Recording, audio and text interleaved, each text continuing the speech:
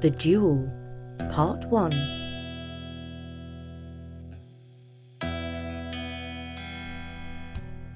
Norman was the new chauffeur at the Dutch hotel. He lovingly cared for the hotel's 3 luxury cars, including a Rolls-Royce Silver Shadow. But he himself didn't own a car. He lived a few miles up the road from the hotel in Kilburn and rode to work on his electric scooter. Dave, one of the bellhops, went one better and had an electric skateboard which he used in Hyde Park, where he effortlessly sailed past all the foot-powered skateboarders. Now, as you may know, the Dutch hotel was managed by Alan and his wife Angeliki. Their 2 children, Yogi and Nafsi, both wanted electric scooters or skateboards for their birthdays, and their mother said, "No, absolutely not," because they were way too dangerous, especially in central London with all the hostile traffic. In fact, strictly speaking, e-scooters weren't yet legal on the roads, not even in the cycle lanes, and certainly not on the pavements. But of course, Norman didn't know about Angeliki's views on electric scooters, and so sometimes he let the kids ride his scooter around the mews at the back of the hotel, which was very quiet, so nothing too terrible could happen there. He did say that they both had to wear their bike helmets though. The surface of the mews wasn't exactly ideal for scooting. It was made of cobbles and it was extra bumpy. But that also made it kind of fun. One day in the holidays, they were particularly pleased because Dave let them try out his electric skateboard. It did take a bit of getting used to, as Nafsi realised when she fell off and grazed her arm. She hoped her mum wouldn't notice when she got back to the apartment at the hotel. While Norman was in the garage polishing the angel on the bonnet of the Rolls, Nafsi and Yogi tried a race to see which was fastest, the skateboard or the scooter. They started at one end of the mews, just under the arch that ran through the building, and Yogi called out, "Get ready! Get set! Go!" And off they went, bumpity-bump over the cobbles, both laughing, with Nafsi on the skateboard in the lead by a nose. As both of them had to slow down before reaching the end of the mews, it was a little difficult to say for sure who had won. So after arguing for a minute or two, they decided to race back up the mews to the arch. Only this time, Yogi was on the skateboard and Nafsi was riding the scooter. When they had swapped vehicles, Yogi looked around and said, "That's odd. Does the mews seem different to you?" "Well, yes, it does," agreed Nafsi. "The door to the garage is green, not white, and somebody's hung some washing up on a line. They like baggy clothes, whoever they are." They rode back up the arch, not racing, but at normal speed. Even before they took a look down the street, they heard the clip-clop of horses' hooves. That wasn't totally unusual. Horses do live in London, but when they went through the arch, they both saw something that they had only seen in a Sherlock Holmes movie. The horse was pulling a 2-wheeled hansom cab, a kind of horse-drawn taxi, and the driver was sitting high up behind the cab wearing a cloak and a broad-brimmed hat to keep the drizzling rain off his face. "Do you know what I'm thinking?" asked Yogi. And Nafsi replied, "Yes, because I'm thinking the same. Nothing is like it usually is. There should be a double yellow line along the road, and there isn't. Look at the street lights, Yogi. They're different. They're made of iron and have glass lamps at the top. You see that girl over there?" Yogi looked at where Nafsi was pointing, and they saw a girl sweeping the steps of a house across the road, but she was wearing a very old-fashioned black and white uniform. "Are the people here ghosts?" asked Yogi. "I'm not too sure, but I've got the feeling that maybe we are the ghosts. Because we shouldn't be here. This is like 200 years ago." "Who says we shouldn't be here? Mum and Dad run this hotel, even if they are 200 years in the future. Let's go and see what it's like inside." So the kids walked around the corner to the front of the hotel. Nafsi pushed her scooter along, and Yogi carried the skateboard under his arm. A smart doorman was standing on the steps wearing a red uniform with white pinstripes on his trousers.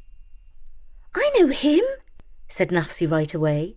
"He came to our New Year's Eve party." "Yeah, loads of ghosts turned up for that," said Yogi.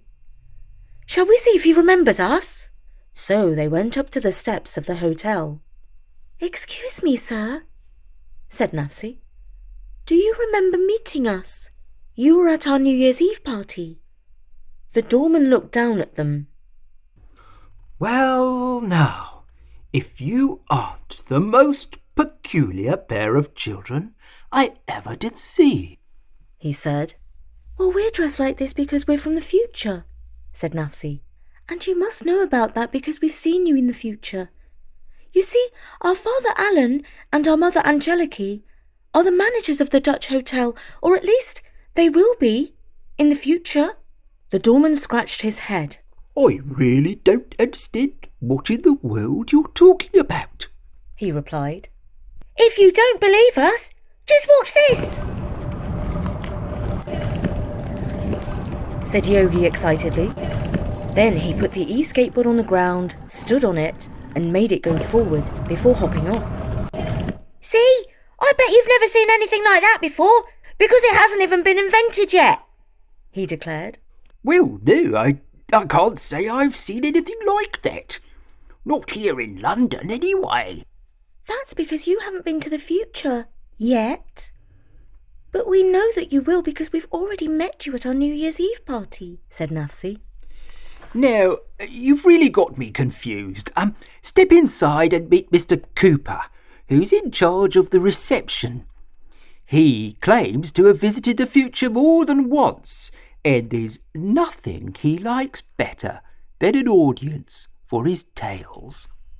The inside of the hotel was surprisingly similar to its future self. In particular, the kids noticed the huge reception desk made out of walnut wood. When they took over the hotel, it was scraped, scuffed, and covered in dust. Their dad had worked for 3 days in his garage to restore the desk to its former glory.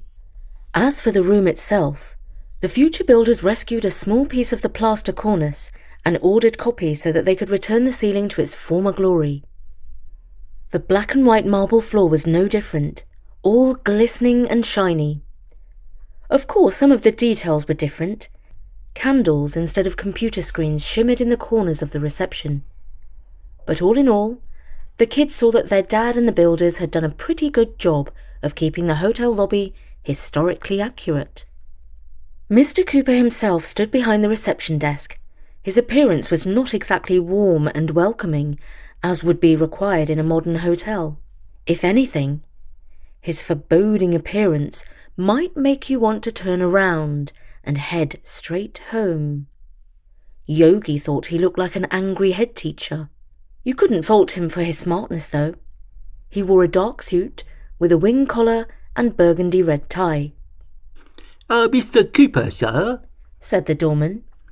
"you may be interested to meet these two peculiar-looking but highly respectable young persons, seeing as they say they have come directly from the future." The expression on Mr. Cooper's face changed immediately. All of a sudden, he was wearing a friendly smile. Well, if it isn't Miss Nafsi and Master Yogi, what a delightful surprise. What brings you here to the present day?" "Well, sir, we came here by accident," said Nafsi. "Just like I did when I met you in the future. You know, Edward," he said, turning to the doorman, "the future is the most remarkable place. Miss Nafsi and Master Yogi could tell you about 1,000 marvels that would make your head quite dizzy with disbelief. Only it is all true.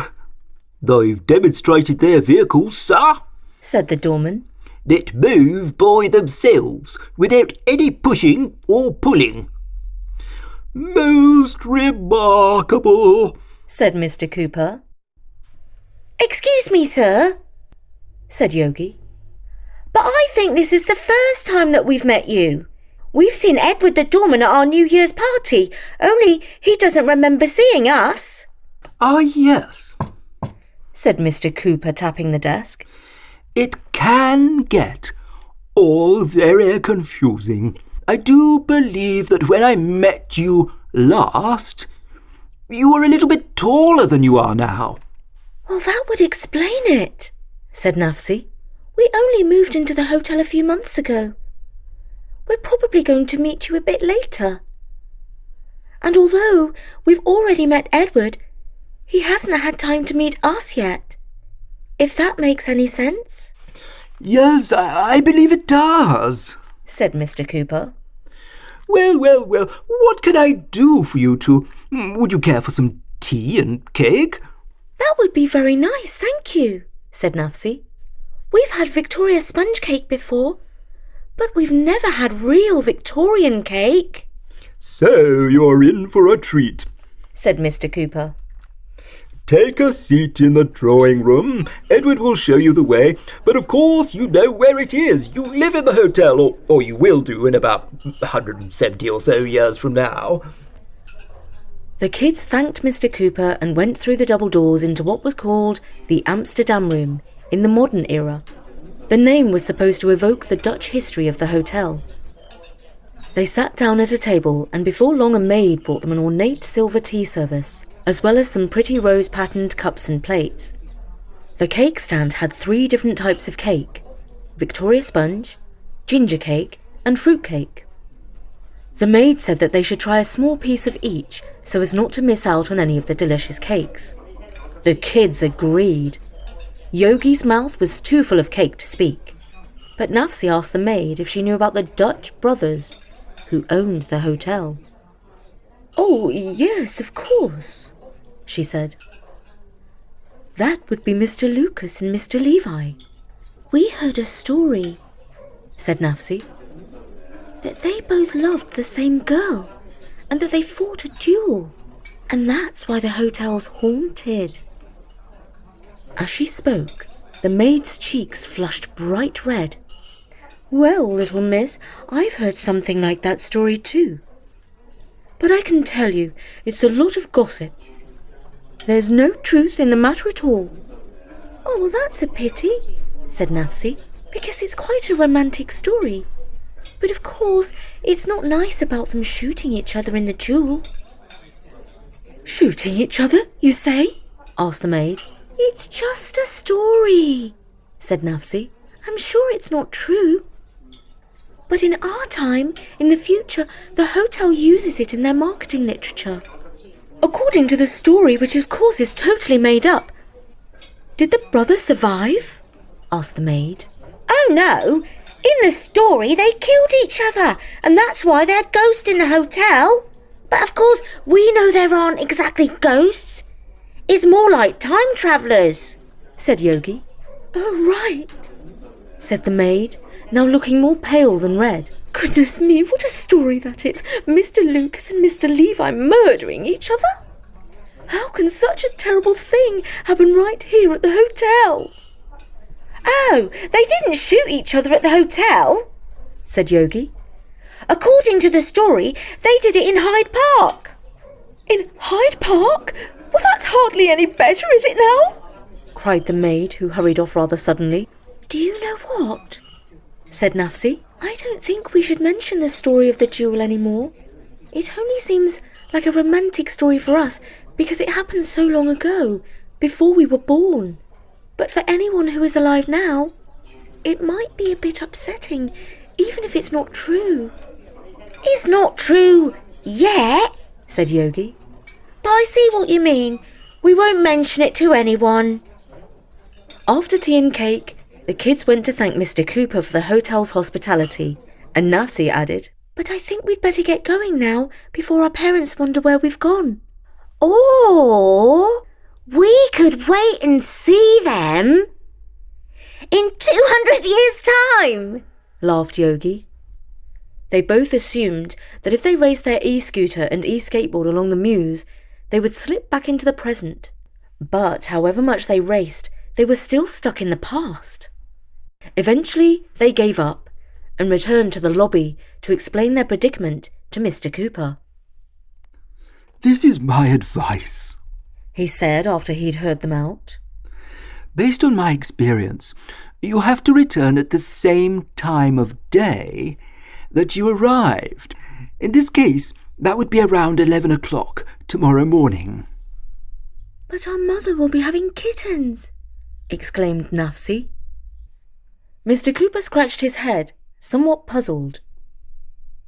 "I mean, our parents will be ever so worried if we are away for a whole day and night." "But you won't be away any time at all," said Mr. Cooper. "You will most likely return at exactly the same time as you left." "Oh, that's a relief," said Nafsi. "But where can we stay for the night?"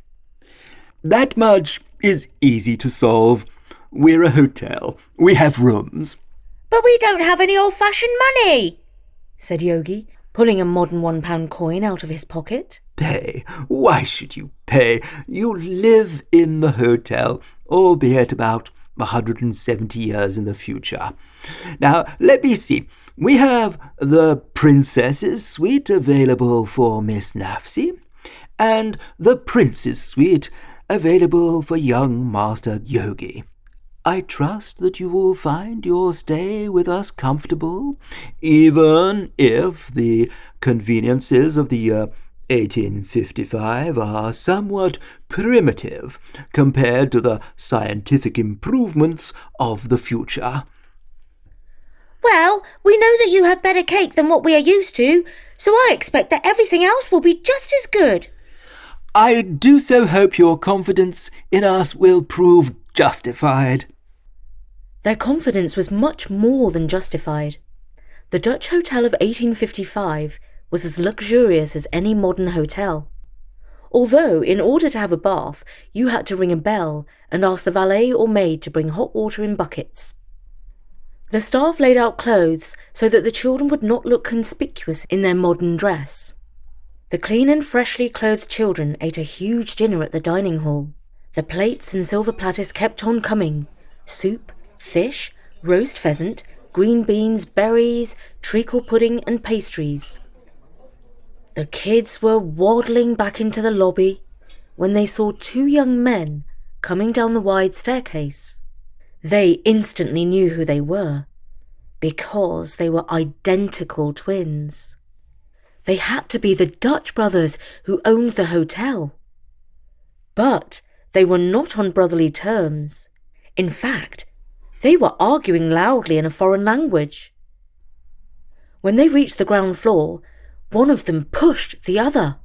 The one who was pushed grabbed an ink pot off the reception desk and hurled it at the other. His blue coat was covered in ink.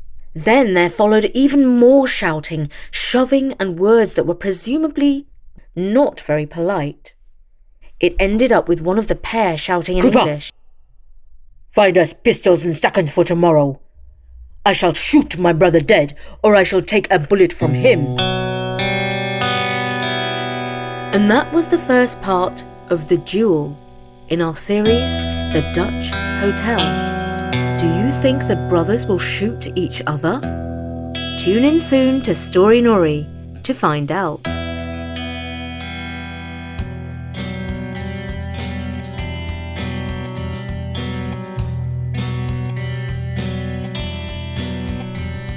And as we are recording this at the start of July, we would like to wish all our American friends Happy Independence from Us Day. We do hope you have a wonderful holiday and find time to listen to some of our stories. And now, let's catch up with our sponsor, Athletic Greens. Every day when I return from my early morning walk, I look forward to my favourite drink of the day, AG1 from Athletic Greens. I love it when I open the pack and smell the fruity aroma of the green powder, which I mix with cold water and shake well. It's now very much part of my daily routine. And it's even better because I know it's packed with 75 vitamins, superfoods, minerals, probiotics, and adaptogens for stress, anxiety and fatigue. AG1 is easy to knock back. I take my drink on an empty stomach and feel settled and ready for the day. I always look forward to my morning drink of AG1. It really is a great way to boost your immune system. So this is perfect for you busy grown-ups in the family. It's time to reclaim your health and arm your immune system with convenient daily nutrition. It's just 1 scoop in a cup of water each morning. That's it. No need for a million different vitamins and supplements to look out for your health. To make it easy, Athletic Greens is going to give you a free 1-year supply of immune-supporting vitamin D and 5 free travel packs with your first purchase. All you have to do is visit athleticgreens.com/story. Again, that is athleticgreens.com/story to take ownership of your health and pick up the ultimate daily nutritional insurance. And now, here's Bertie with a poem for summer. Bed in Summer by Robert Louis Stevenson. In winter, I get up at night and dress by the yellow candlelight. In summer, quite the other way, I have to go to bed by day. I have to go to bed and see the birds still hopping on the tree, or hear the grown-up people's feet still going past me on the street. And does it not seem hard to you when all the sky is clear and blue, and I should like so much to play, to have to go to bed by day? And that was Bed in Summer by Robert Louis Stevenson. It reminds me of my own childhood. My father was very English, perhaps a bit Scottish, and very strict. And he made me go to bed at 6 o'clock in the evening in summer. And I remember just how light it was, and the curtain was rather thin, and all the sunlight came pouring through. And honestly, I did not go to sleep for a long, long time. And I kind of told stories to myself. Maybe that is when I started my kind of story writing mode. Anyway, I very much hope that you enjoyed this episode of The Dutch Hotel, and we shall tell you what happened in the story of The Duel. From me, Jana, at storynori.com. See you next